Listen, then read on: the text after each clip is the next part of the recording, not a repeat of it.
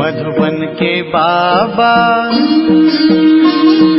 मधुबन के बाबा मुरली वाले, आपका क्या कहना, आपका क्या कहना। ओम शांति। 6 नवंबर 2021 बाबा के महावाक्य। बाबा कहते, मीठे बच्चे, संगम युग पर तुम्हें बाप द्वारा अच्छी बुद्धि और श्रेष्ठ मत मिलती है। संगम युग पर तुम्हें बाप द्वारा अच्छी बुद्धि और श्रेष्ठ मत मिलती है, जिससे तुम ब्राह्मण से देवता बन जाते हो। इस मत से ब्राह्मण से देवता बन जाते हो। कुछ न, तुम बच्चे किस मस्ती में रहो तो चलन बड़ी रॉयल हो जाएगी। किस मस्ती पर रहने से चलन बड़ी रॉयल हो जाएगी। तुम्हें ज्ञान की मस्ती चढ़ी रहनी चाहिए। ओहो, हम भगवान के सम्मुख बैठे हैं, हम यहाँ से जाएंगे, जाकर विश्व का मालिक क्राउन प्रिंस बनेंगे। जब ऐसी मस्ती रहे तो चलन स्वतः रॉयल हो जाएगी।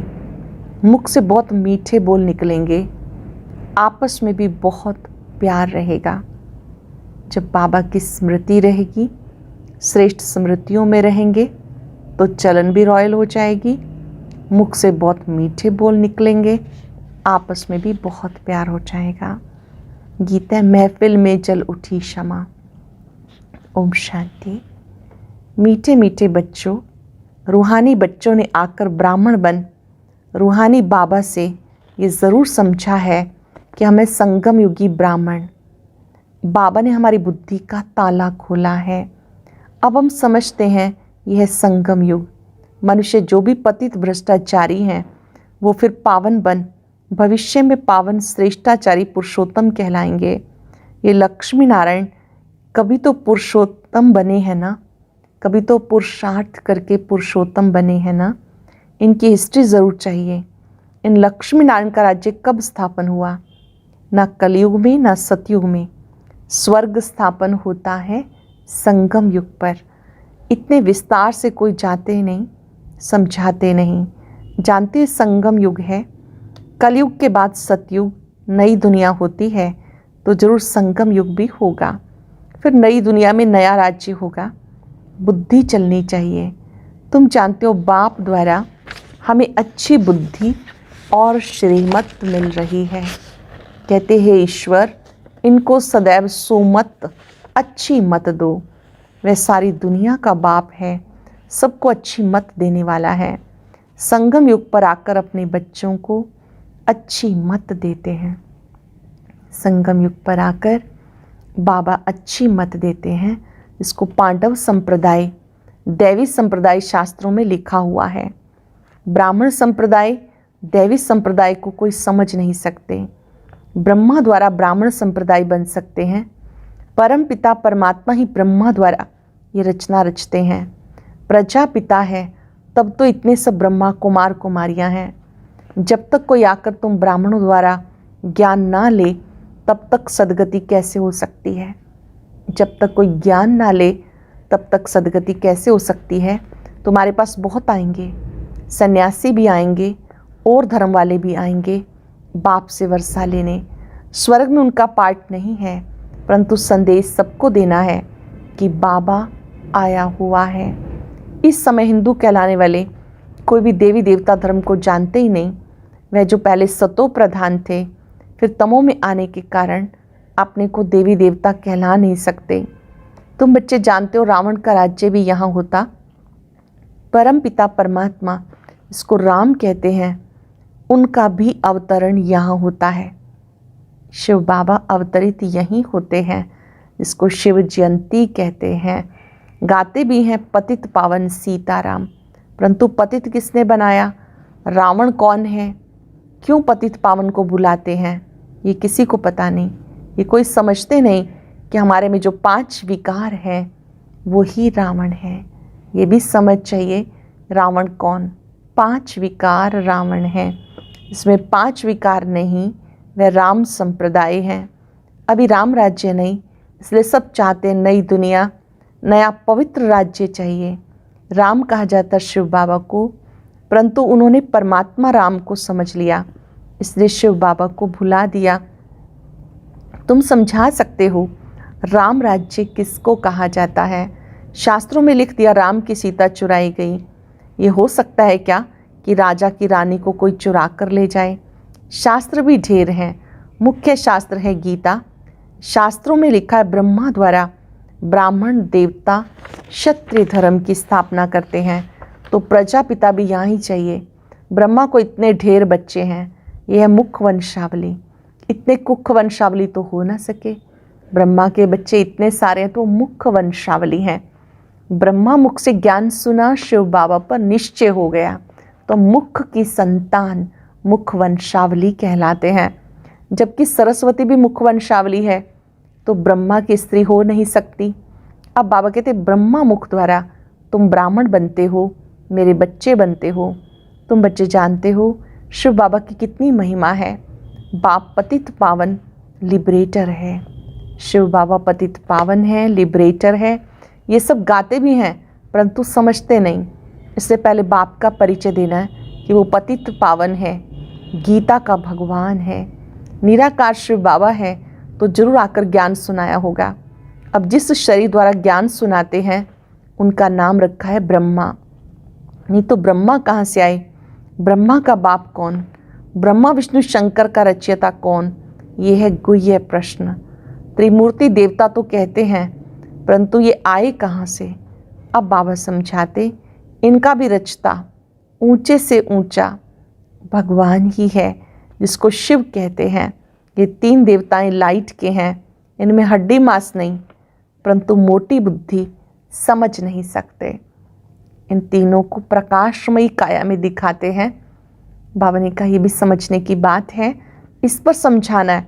ऊंचे से ऊंचा भगवान है, वह ब्रह्मा द्वारा स्वर्ग का वर्षा देते हैं। गाते भी हैं मनुष्य से देवता किए, करत न लागी वार। फिर दिखाते हैं विष्णु की नाभि से ब्रह्मा निकला। कभी कभी नाभि से बच्चा होता है क्या? क्या ये राज समझने के लिए है। कैसे होता है, कब होता है, ये राज समझने के हैं। परंतु जब कोई समझे ना, तुम जानते हो आत्मा को ही पाप आत्मा पुण्य आत्मा कहा जाता। ऐसे नहीं कि पवित्र आत्मा सो परमात्मा। परमात्मा बाप तो सदा पावन है। तमो प्रधान को पतित कहा जाता। सतयुग में जब सुख था तो दुख का नाम निशान नहीं था। मनुष्य कह देते स्वर्ग अभी है, कुछ भी समझते नहीं। अंत में आकर बाप से वर्षा लेंगे। तुम बच्चे ही जानते हो हम अपनी राजधानी स्थापन कर रहे हैं। विश्व का मालिक और कोई बन ना सके। विश्व पर राज्य सतयुग में होता, कलयुग में सारे विश्व पर राज्य कर ना सके, ये किसी को पता नहीं। गीता में भी है कि महाभारी लड़ाई लगी थी, तब अनेक अधर्म विनाश हो जाते। जैसे बांस का जंगल होता, जब सूख जाता है तो आपस में टकराने पर आग लग जाती, सारा जंगल जल जाता। ये मनुष्य सृष्टि रूपी झाड़ भी जड़ जड़ीभूत हो गया है। इनको भी आग लगने वाली है, एक दो में लड़कर ख़त्म हो जाएंगे। आग का सामान बनाते ही रहते। अब एटॉमिक बॉम्ब्स द्वारा आग लगनी है, ये राज वो नहीं जानते। अब कलयुग नरक बदल स्वर्ग होने वाला है। इस ज्ञान में मस्ती बहुत चाहिए।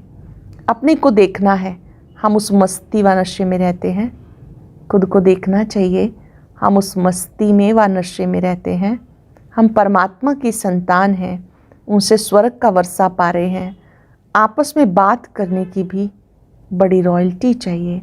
यहाँ से सब कुछ सीखना है, बाद में वही संस्कार ले जाएंगे। अति मीठा बनना है, बड़ा नशा होना चाहिए। शिव बाबा के हम बच्चे हैं, देवता पद पाने वाले हैं, तो एक दो में कितने प्यार से बोलना चाहिए। हम देवी देवता पद पाने वाले हैं, तो एक दूसरे से कितने प्यार से बोलना चाहिए। परंतु बच्चों के मुख से अजून फूल निकलते नहीं। मीठे बोल को बाबा फूल कह रहे हैं। बच्चों के मुख से फूल बरसने चाहिए, मधुर बोल निकलने चाहिए। तुम कितने ऊंच हो, तुमको याद रहे हम शिव बाबा की संतान हैं। फिर सतयुग में महाराजा बनेंगे, गोया हम विश्व के क्राउन प्रिंस बनेंगे। तो बच्चों को आंतरिक खुशी होनी चाहिए कि हम परमात्मा के सम्मुख बैठे हुए हैं। आंतरिक खुशी होनी चाहिए, हम परमात्मा के सम्मुख बैठे हैं, जिससे स्वर्ग का वर्षा मिलता। उनकी श्रीमत पे चलना है। जानते हो हमारी राजधानी स्थापन हो रही है, राजधानी में सब चाहिए, परंतु तुम बच्चों के मुख से सदा रतन निकलने चाहिए। बाबा रूप भी है तो बसंत भी है, कहानियाँ सब अभी की हैं। बाबा है ज्ञान सागर, वो ज्ञान की वर्षा करते हैं। बाकी वो इंद्र देवता बरसात बरसाते, ऐसी बात है नहीं। ये बादल नेचुरल बनते हैं, बरसात करते हैं। सत्युग में 5 तत्व भी तुम्हारे गुलाम बन जाते हैं।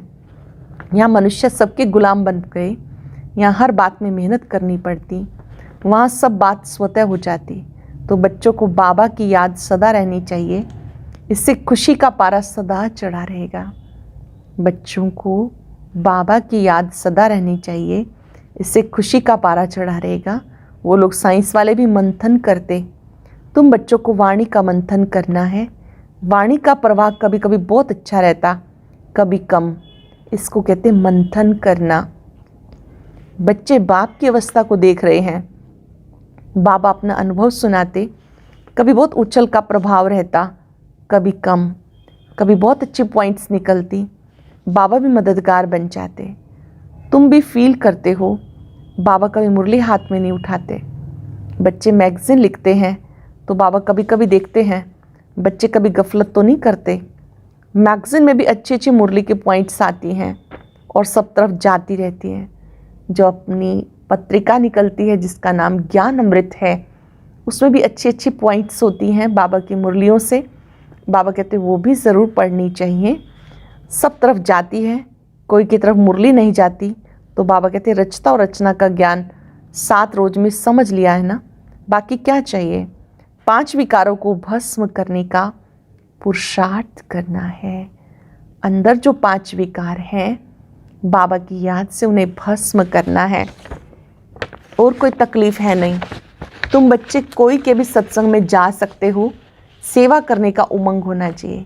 कहीं भी जाते हो तो अंदर में लक्ष्य होना चाहिए, सेवा करनी है। जब सब धर्म वाले इकट्ठे होते हैं तो समझाना चाहिए, हर एक का धर्म अलग अलग है। भाई भाई कहते हैं परंतु मिलकर एक नहीं हो सकते, ये सिर्फ कहने की बात है। बाबा कहते हैं मैं आकर ब्राह्मण बनाई, फिर देवी देवता धर्म स्थापन करता हूँ। वहाँ दूसरा कोई धर्म रहता नहीं। ये वही महाभारत लड़ाई है। गीता में भी इसका वर्णन किया हुआ है। ये एक ही पढ़ाई है, पढ़ाने वाला एक ही है। ज्ञान जब पूरा होगा तो बाबा कहते मैं भी चला जाऊँगा। मुझे कलयुग के अंत में ज्ञान सुनाना है, मुझे कल्प कल्प आना है। 1 सेकंड भी कम जास्ती नहीं होगा।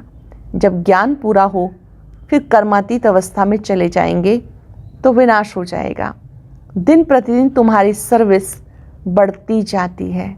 यहाँ तो ना किसी में पवित्रता है, ना दैवी गुणों की धारणा। वहाँ पवित्रता का अंतर देखो कितना है। तुम अब संगम पर बैठे हो, यही पुरुषोत्तम युग है।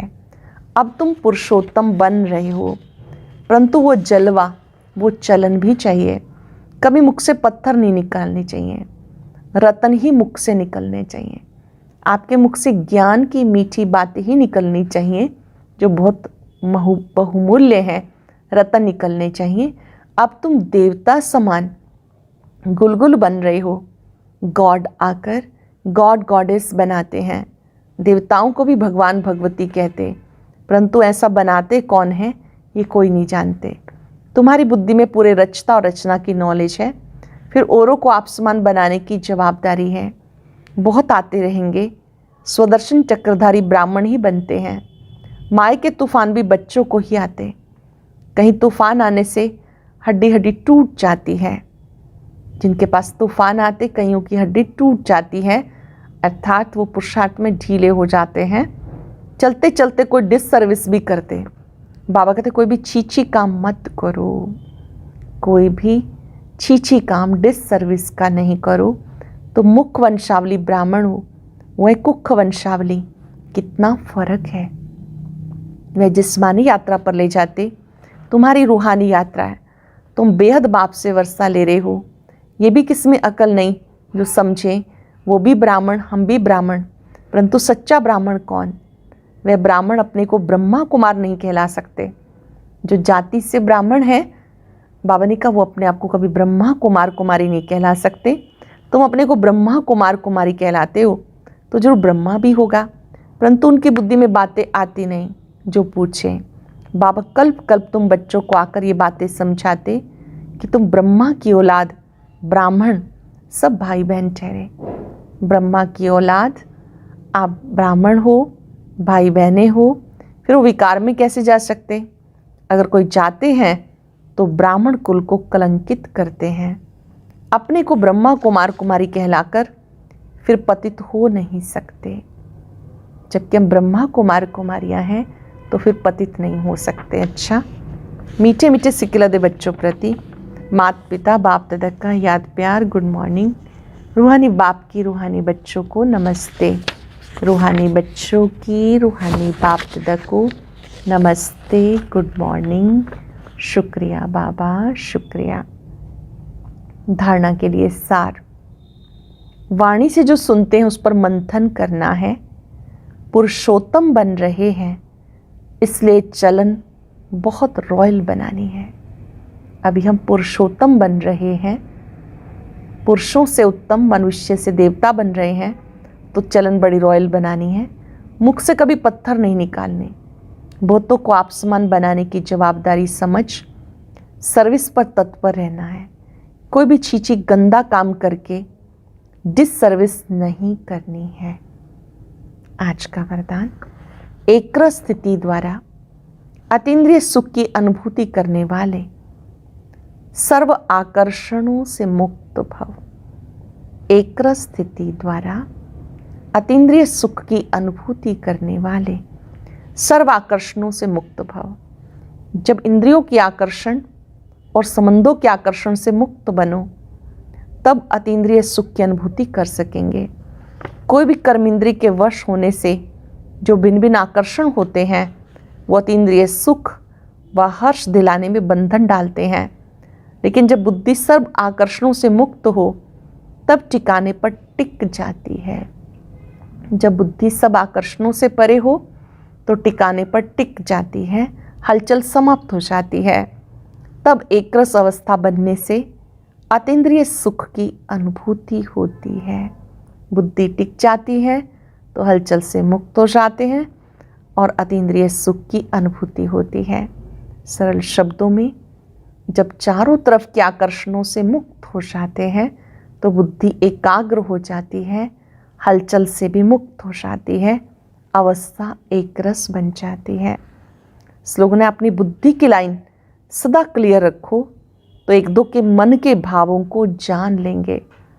अपनी बुद्धि की लाइन क्लियर रखो तो एक दो के मन के भावों को जान लेंगे। ओम शांति। और अब यह एक बहुत अच्छी वीडियो भी जरूर देखें।